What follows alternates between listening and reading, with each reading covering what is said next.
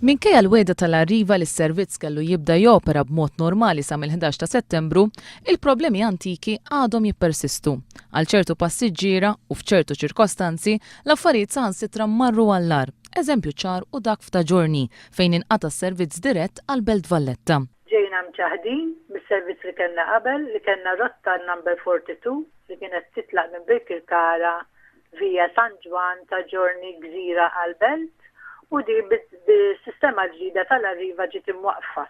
Biex jaqbdu l-karozza tal-linja diretta lejn il-Belt, ir-residenti ta' ġorni iridu jimxu jew lejn il-Balluta jew lejn San Ġwan. Kawżatek ħafna anzjani jaqtaw qalbhom u ma joħorġux minn djarhom. Hawnhekk ir-residenti anzjani ġejna qisna qegħdin ġo ħabs, ħadd ma jista' jmur imkien. La nistgħu ninżlu Balluta, la nistgħu immorru shopping lejn il-Birkirkara jew hekk xejn. Letteralment minn m'għandux karozza tiegħu ġie maqful ġo daru.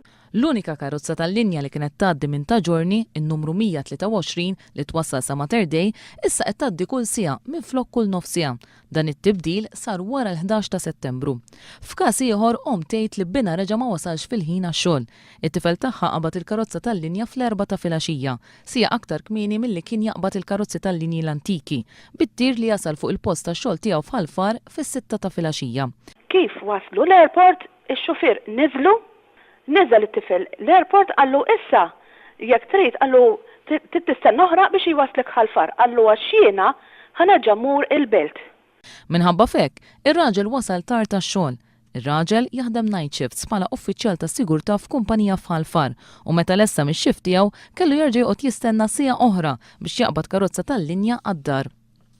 Spiċċa minn ta' billej, għamel siegħa u kwart jistenna tal-linja mill-Belt għall-Isla, kellem xi uffiċjal jew ta' Trasport Malta ma nafx min kien, għallu fil-każ istenna bħalma qed jistenna ħadd ieħor.